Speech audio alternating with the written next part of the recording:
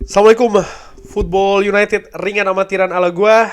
Perempat final hari pertama, dua pertandingan luar biasa, dramatis keduanya, sama-sama harus diselesaikan. Bahkan tidak cukup permainan 2 kali 45 menit dan juga 2 kali 15 menit di perpanjangan sampai harus ke adu penalti. Ada dua pertandingan, gue akan bahas dulu dari Kroasia menghadapi Brazil. Kroasia menghadapi Brazil. Sebelum pertandingan tentu saja Brazil melihat bagaimana mereka sampai ke perempat final di penyisihan grup di pertandingan 16 besar, menang besar. Menurut gua juga tampil cukup bagus, banyak talenta di sana. Secara kolektif situasinya juga sangat positif, bermain juga sangat menghibur. Brazil di babak-babak sebelumnya menghadapi Kroasia lebih diunggulkan Brazil ini. Bahkan banyak juga yang memprediksi Brazil akan bisa menyelesaikan pertandingan ini di 2 kali 45 menit. Kenyataannya justru pertandingan bahkan sampai harus ke babak adu penalti. Gua melihat di pertandingan tadi Kroasia melakukan pendekatan yang sangat bagus. Dia tahu kalau um, Brazil ini sangat berbahaya di sisi ofensifnya, di sisi penyerangnya. Mereka juga sangat berbahaya di sisi transisi. Oleh karena itulah Kroasia ingin meminimalisir transisi dari Brazil dengan menurut gua dua hal seperti biasa. Dua hal, nomor satu adalah 4 back dari Kroasia tidak ikut naik ketika Kroasia memegang bola ya. Tujuannya untuk mengantisipasi transisi yang cepat dan juga yang tajam dari Brazil. Juga gelandang dari Kroasia, mereka tidak terlalu tampil ofensif. Jadi ketika Kroasia ini memegang bola, betul-betul hanya mengandalkan lini depannya saja untuk bisa mencari momentum, mencari peluang. Di babak pertama, bahkan Kroasia setiap kali mereka memegang bola, mereka juga tidak terburu-buru untuk masuk ke daerah Brazil. Mereka memainkan bola dari kaki ke kaki, memegang possession, supaya tidak kehilangan bola itu tadi. Karena kalau kehilangan bola, maka Brazil punya kesempatan untuk melakukan transisi karena possession yang berpindah. 50% possession antara Kroasia dan Brazil. Dan tentu saja Brazil memiliki beberapa shots. Yang menarik juga passing akurasi di pertandingan tadi cukup bagus ya, di babak pertama maupun babak kedua, di mana kedua tim cukup akurat menurut gua dalam melakukan passing, baik itu di daerah sendiri maupun juga di daerah lawan. Nah, Brazil ini menurut gua sangat kesulitan menembus pertahanan ketat, pertahanan disiplin dari pemain Kroasia. Menurut gua pemain yang menonjol selain penjaga gawang pastinya Dominik Livakovic, juga Guardiol tampil luar biasa di lini belakang. Menurut gua sangat tenang, pemain muda ini mampu membaca permainan dengan bagus, memberikan kesulitan betul bagi para pemain Brazil ya, penyerang-penyerang Brazil untuk bisa mendapatkan peluang. Bahkan Tite ini harus menarik semua penyerangnya, hampir semua penyerangnya kecuali Neymar, semua ditarik menurut gua.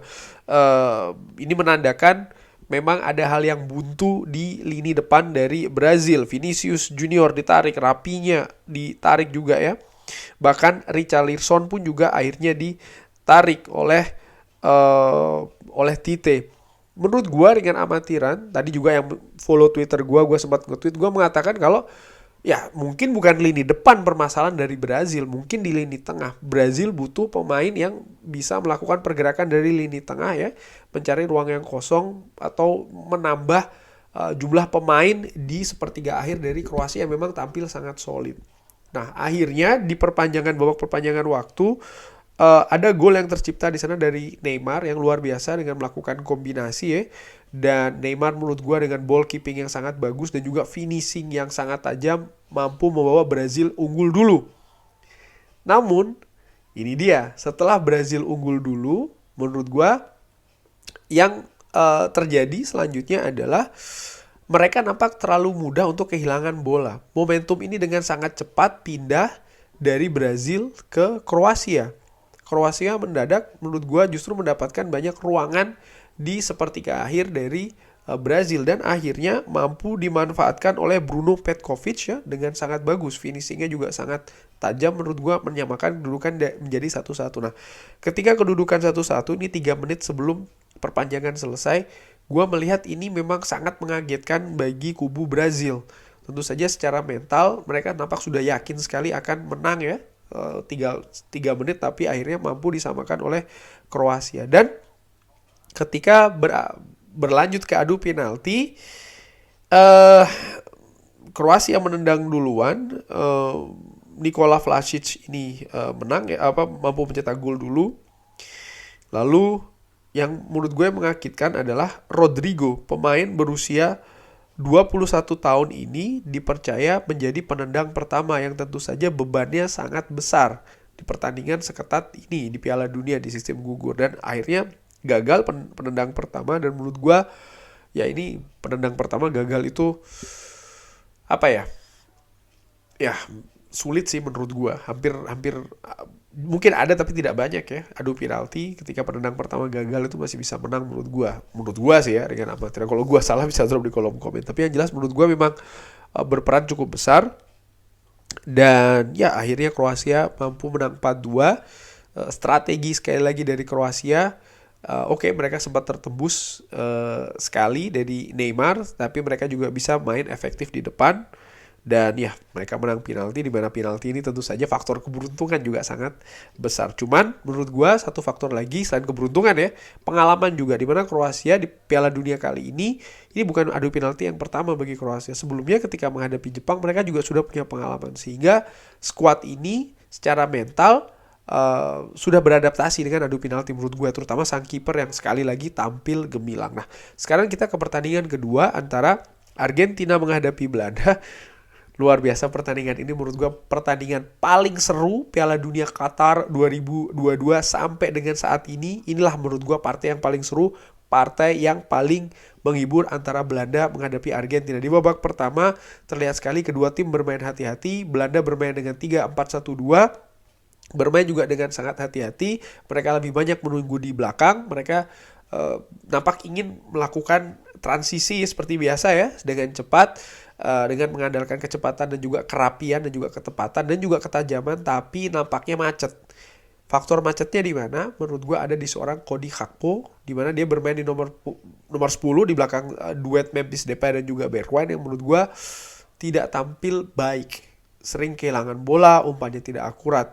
Pun juga pemain lain ketika melakukan transisi nampak kurang cepat. Nah, di gelandang Louis van Gaal menempatkan Marten de Roon, yang di babak pertama menurut gue cukup baik dalam meminimalisir efek dari seorang Lionel Messi. Dimana di Lionel Messi, seperti yang gue bahas di preview bersama dengan MG, ini sekian persennya Argentina ada di seorang Lionel Messi.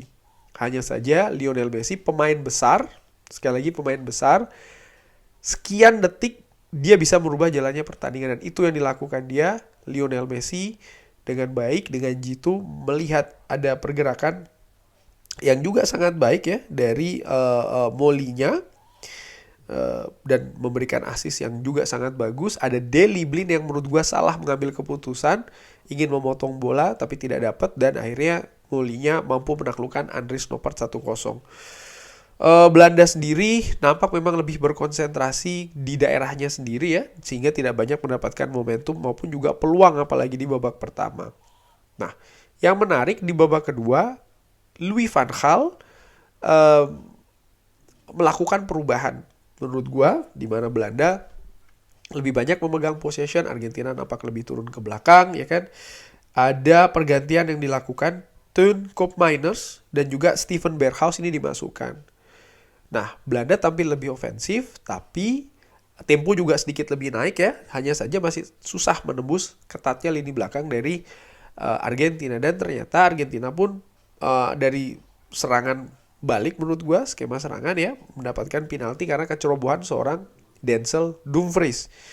Yang penaltinya diambil oleh Lionel Messi, pencetak gol yang keempat di turnamen kali ini. Luar biasa Lionel Messi di pertandingan tadi, assist dan juga gol yang diciptakan menjadi inspirasi betul bagi tim nasional Argentina. Yang menarik adalah Setelah itu Louis van Gaal melakukan perubahan lagi dengan memasukkan Wout Weghorst dan juga tadi sebelumnya memasukkan seorang Luuk de Jong. Jadi formasi dari 3-4-1-2 dirubah oleh Louis van Gaal menjadi 4-2-3-1. Nah, tadi gol itu tercipta di awal-awal formasi berubah menjadi 4-2-3-1. Di mana sepanjang turnamen ini Belanda tidak pernah memainkan 4-2-3-1. Cuman ya mau tidak mau ya, karena untuk mengejar ketertinggalan. Dan setelahnya dirubah lagi nih menjadi 4-4-2 dengan masuknya Wout Weghorst. Jadi ada Luuk de Jong dan juga Wout Weghorst di depan. Belanda berusaha untuk mengejar ketertinggalan, tampil dengan sangat Spartan menurut gue, semangat tinggi, perebutan bola, tampil tajam, pragmatis tentu saja, dengan gaya yang berbeda, kali ini lebih banyak dari sayap. Dan Wout Weghorst berhasil memperkecil kedudukan di 7 menit sebelum pertandingan selesai. Dan yang luar biasanya, di menit-menit terakhir babak kedua, Wout Weghorst berhasil menyamakan kedudukan menjadi 2-2 dari skema tendangan bebas yang cerdik sekali pemain Belanda, menyamakan kedudukan menjadi 2-2. Di babak perpanjangan waktu, menurut gua Argentina yang sudah mengetahui Belanda kekuatannya ada di sayap, ini berusaha untuk meminimalisir dengan mengganti pemain, memperkuat sektor sayapnya. Dan Belanda memang buntu setelahnya menurut gua dengan amatiran. Selain memang lebih konsentrasi di lini pertahanan. Sementara Frenkie de Jong juga Teun Koopmeiners ya lebih banyak turun ke belakang, sehingga nyaris tidak banyak momentum bagi Belanda, lebih terkonsentrasi ke pertahanan yang menurut gue bertahan juga dengan sangat solid. Andries Noppert berulang kali melakukan penyelamatan, sampai bahkan ada Tiang pun juga ikut menyelamatkan gawang bagi Belanda ya. Dan di babak adu penalti seperti yang gue singgung tadi di live commentary dan juga di preview ya, memang Belanda ini tidak bagus sejarahnya di rekornya di adu penalti, di mana pertemuan terakhir dengan Argentina di 2014 di Brazil juga adu penalti yang menyudahi perjalanan Belanda. Andries Noppert ini merupakan penampilan pertamanya dengan tim nasional, harus melakoni juga adu penalti pertamanya, dan seperti dilihat tadi Andries Noppert tidak melakukan penyelamatan, bahkan gol yang tidak terjadi tadi karena memang bolanya out ya. Sementara Emiliano Martinez yang lebih punya pengalaman berhasil melakukan 2 kali save. Berakhir sudah perjalanan Belanda, skuad oranye di Piala Dunia Qatar kali ini, yang menurut gua ya cukup bagus sejauh ini ya, walaupun akhirnya harus selesai dengan Argentina karena ada 2 hal, seperti biasa 2 hal. Nomor 1 adalah ini Piala Dunia Belanda setelah sebelumnya absen kan di Rusia, tapi di Piala Dunia kali ini Belanda berhasil maju sampai dengan perempat final. Itu yang pertama. Yang kedua juga bagaimana kualitas skuad yang saat ini gue melihat memang dibandingkan dengan Piala Dunia 2014 dan 2010, di mana pada saat itu kualitas lebih bagus dan juga karakter dari skuad lebih bagus daripada saat ini. Gue berharap ya, banyak berharap sih pemain-pemain muda yang dibawa oleh Louis van Gaal ke Qatar ini bisa terus berkembang lagi ya, sehingga nantinya di paling tidak turnamen terdekat untuk Euro ya, Euro 2 tahun lagi di Jerman, artinya mereka bisa lolos kualifikasi dan bisa menjadi mereka punya pengalaman lebih lah. Pun juga pemain-pemain seperti Virgil van Dijk dan juga Frenkie de Jong bisa lebih matang lagi, juga seorang Cody Gakpo. Ya, gue sebagai fans Belanda tentu saja di hasilnya mengecewakan, tapi juga ya gue juga harus realistis. Argentina tampil luar biasa di depan berapa supporter tadi ya, ini juga luar biasa bagaimana stadion dipenuhi 90-95% bahkan, karena memang jatah bagi supporter Belanda sangat sedikit, dan ini sempat dipermasalahkan ya di awal turnamen, cuman ya sudah terjadi. Ya, besok akan ada partai lainnya selanjutnya, maksud gue perempat final yang mungkin gue yakin juga pasti akan seru. Terima kasih sudah menyaksikan, jangan lupa like, subscribe. Terima kasih juga sudah bergabung ke tadi ikut ya ke live commentary. Terima kasih. Sehat-sehat terus keluarga, mudah-mudahan rezekinya. Assalamualaikum warahmatullahi wabarakatuh.